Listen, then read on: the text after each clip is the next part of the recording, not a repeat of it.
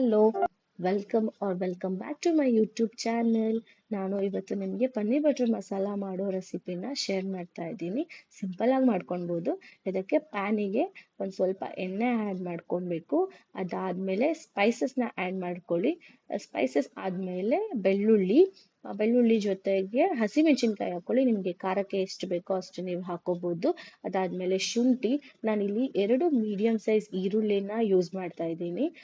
2 ಈರುಳ್ಳಿ ಆ್ಯಡ್ ಮಾಡ್ಕೊಳ್ತಾ ಇದ್ದೀನಿ, ಮತ್ತು 2 tomato, medium size tomato add ಮಾಡ್ಕೊಳ್ತಾ ಇದ್ದೀನಿ. ಅದಾದಮೇಲೆ 1 ಹಿಡಿಯಷ್ಟು ಕೊತ್ತಂಬರಿ ಸೊಪ್ಪು ಆ್ಯಡ್ ಮಾಡ್ಕೊಳ್ತಾ ಇದ್ದೀನಿ. ಕೊತ್ತಂಬರಿ ಸೊಪ್ಪು ಹಾಕಿದಷ್ಟು ಟೇಸ್ಟ್ ಚೆನ್ನಾಗಿರುತ್ತೆ. ಕೊತ್ತಂಬರಿ ಸೊಪ್ಪನ್ನ ಆ್ಯಡ್ ಮಾಡ್ಕೊಂಡಾದ್ಮೇಲೆ ನೀಟಾಗಿ ಫ್ರೈ ಮಾಡ್ಕೊಳ್ಳಿ. ಈರುಳ್ಳಿ ಎಲ್ಲ ಟ್ರಾನ್ಸ್ಪರೆಂಟ್ ಆಗಿ ಟೊಮೆಟೊ ಸಾಫ್ಟ್ ಆಗೋ ತನಕ ಫ್ರೈ ಮಾಡಿಕೊಂಡ್ರೆ ಸಾಕು. ಫ್ರೈ ಆಗೋ ಅಷ್ಟೊತ್ತಿಗೆ ನಾನು ಪನ್ನೀರ್ನ ಕಟ್ ಮಾಡಿಕೊಂಡು ಬಿಸಿನೀರಲ್ಲಿ ಹಾಕ್ಕೊಳ್ತೀನಿ. ಯಾಕೆ ಬಿಸಿನೀರಲ್ಲಿ ಹಾಕ್ಕೊಳ್ತೀನಿ ಅಂದರೆ ಪನ್ನೀರು ಸಾಫ್ಟ್ ಆಗಿರುತ್ತೆ ತಿನ್ನೋಕ್ಕೆ. ಹಾಗಾಗಿ ನಾನು ನೀಟಾಗಿ ಪನ್ನೀರ್ನ ನಮಗೆ ಯಾವ ಸೈಜ್ ಬೇಕೋ ಆ ಸೈಜ್ನ ಕಟ್ ಮಾಡಿಕೊಂಡು ಮುಂಚೆನೇ ಬಿಸಿನೀರು ಕಾಯಿಸಿಟ್ಟು ಅದಕ್ಕೆ ಹಾಕಿ ಒಂದು 5 ನಿಮಿಷ ಹಾಗೆ ಬಿಟ್ಬಿಡ್ತೀನಿ.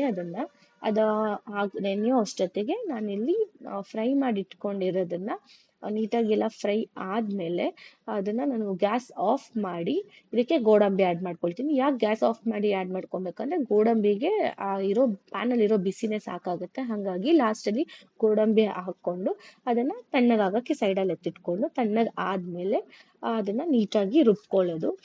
ನಿಮಗೆ ಹೆಂಗೆ ಬೇಕೋ ಹಂಗೆ ನನಗಂತೂ ಫುಲ್ ನೀಟಾಗಿ ಇದ್ದರೆ ಇಷ್ಟ ಆಗುತ್ತೆ. ಹಾಗಾಗಿ ನಾನು ತರಿ ಎಲ್ಲ ಫುಲ್ ಸಾಫ್ಟಾಗಿ ರುಬ್ಕೊಂಡೆ. ಅದು ರುಬ್ಬಿದ ಆದಮೇಲೆ ನಾನು ಇಲ್ಲಿ ಸ್ಪೆಷಲ್ ಇಂಗ್ರೀಡಿಯೆಂಟ್ ಒಂದು ರೆಡಿ ಮಾಡ್ಕೊಳ್ತಾ ಇದ್ದೀನಿ. ಅದಕ್ಕೆ ಏನಿಲ್ಲ, ಮೊಸರು, ಖಾರದ ಪುಡಿ, ನಾನಿಲ್ಲಿ 1 ಟೀ ಸ್ಪೂನ್ ಖಾರದ ಪುಡಿ ತೊಗೊಂಡಿದ್ದೀನಿ, 1 ಟೀ ಸ್ಪೂನ್ ಅಷ್ಟು ಧನಿಯಾ ಪುಡಿ ಆ್ಯಡ್ ಮಾಡ್ಕೊಂಡಿದ್ದೀನಿ, 1 ಟೀ ಸ್ಪೂನ್ ಅಷ್ಟು ಗರಂ ಮಸಾಲ. ಇದಕ್ಕೆ ನೀವು ಪನ್ನೀರ್ ಬಟರ್ ಮಸಾಲ ಕೂಡ ಆ್ಯಡ್ ಮಾಡ್ಕೊಳ್ಬೋದು. ನನಗೇನು ಅವಶ್ಯಕತೆ ಇರಲಿಲ್ಲ, ಹಾಗಾಗಿ ನಾನು ಇಷ್ಟನ್ನು ಆ್ಯಡ್ ಮಾಡಿಕೊಂಡು ನೀಟಾಗಿ ಲಮ್ಸ್ ಇಲ್ದಿರೋ ಥರ ನೀಟಾಗಿ ಮಿಕ್ಸ್ ಮಾಡಿಕೊಂಡು ಇದನ್ನು ಸೈಡಲ್ಲಿ ಎತ್ತಿಟ್ಕೊಳ್ತೀನಿ. ನೀಟಾಗಿ ಮಿಕ್ಸ್ ಮಾಡ್ಕೊಳ್ಳಿ, ಇಲ್ಲ ಅಂದರೆ ಮತ್ತೆ ಅದು ಲಮ್ಸ್ ಇದ್ದರೆ ಅಷ್ಟೊಂದು ಚೆನ್ನಾಗಿರಲ್ಲ. ಹಾಗಾಗಿ ನೀಟಾಗಿ ಮಿಕ್ಸ್ ಮಾಡಿಕೊಂಡು ಸೈಡಲ್ಲಿ ಎತ್ತಿಟ್ಕೊಂಡು ಮತ್ತು ನಾನು ಅದೇ ಪ್ಯಾನಿಗೆ ಬೆಣ್ಣೆ ಹಾಕ್ಕೊಳ್ತಿದ್ದೀನಿ. ಇಲ್ಲಿ ಬೆಣ್ಣೆ ಮತ್ತು ತುಪ್ಪ ಎರಡೂ ಆ್ಯಡ್ ಮಾಡ್ಕೊಳ್ತಿದ್ದೀನಿ. ಸೊ ಫ್ಲೇವರ್ ಕೂಡ ಚೆನ್ನಾಗಿರುತ್ತೆ, ಟೇಸ್ಟ್ ಕೂಡ ಚೆನ್ನಾಗಿರುತ್ತೆ.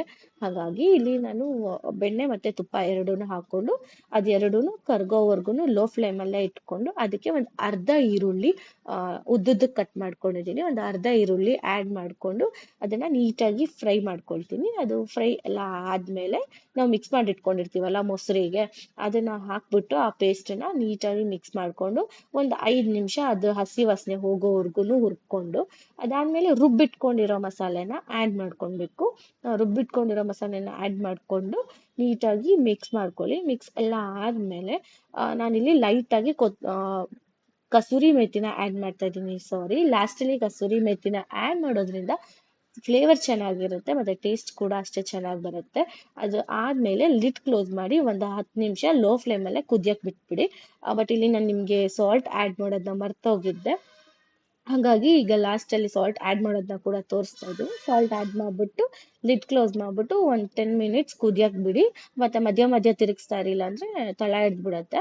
ಇದೆಲ್ಲ ನೀಟಾಗಿ ಕುದ್ದಿದೆ, ಹಸಿ ವಾಸನೆ ಎಲ್ಲ ಹೋಗಿದೆ ಅಂತ ಅಂದಮೇಲೆ ಯು ಕ್ಯಾನ್ ಆ್ಯಡ್ ಪನ್ನೀರ್ ಇನ್ ಲಾಸ್ಟಲ್ಲಿ ಪನ್ನೀರ್ನ ಆ್ಯಡ್ ಮಾಡಿ ಒಂದು 5 ಮಿನಿಟ್ಸ್ ಅದನ್ನು ಲಿಡ್ ಕ್ಲೋಸ್ ಮಾಡಿಬಿಟ್ಟು ಬೇಯಕ್ಕೆ ಬಿಟ್ಬಿಟ್ಟು ಆಫ್ ಮಾಡಿಕೊಂಡ್ರೆ ಪನ್ನೀರ್ ಬಟರ್ ಮಸಾಲ ರೆಡಿ ಆಗೋಯ್ತು.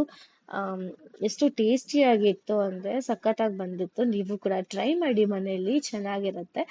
ಅದು ಲಾಸ್ಟಲ್ಲಿ ಬೆಣ್ಣೆ ಹಾಕ್ಕೊಂಡ್ರೆ ಎಕ್ಸ್ಟ್ರಾ ಸಖತ್ತಾಗಿರುತ್ತೆ. ಯಾರೆಲ್ಲ ನನ್ನ ವಿಡಿಯೋನ ಲಾಸ್ಟ್ ತನಕ ನೋಡಿದ್ದೀರಾ, ಥ್ಯಾಂಕ್ ಯು ಸೋ ಮಚ್. ಇನ್ನು ಯಾರೆಲ್ಲ ನನ್ನ ವಿಡಿಯೋ ನೋಡಿಲ್ಲ ದಯವಿಟ್ಟು ನೋಡಿ, ಫಾಲೋ ಮಾಡಿ ಆ್ಯಂಡ್ ಸಬ್ಸ್ಕ್ರೈಬ್ ಮಾಡೋದನ್ನ ಮಾತ್ರ ಮರಿಬೇಡಿ. ಥ್ಯಾಂಕ್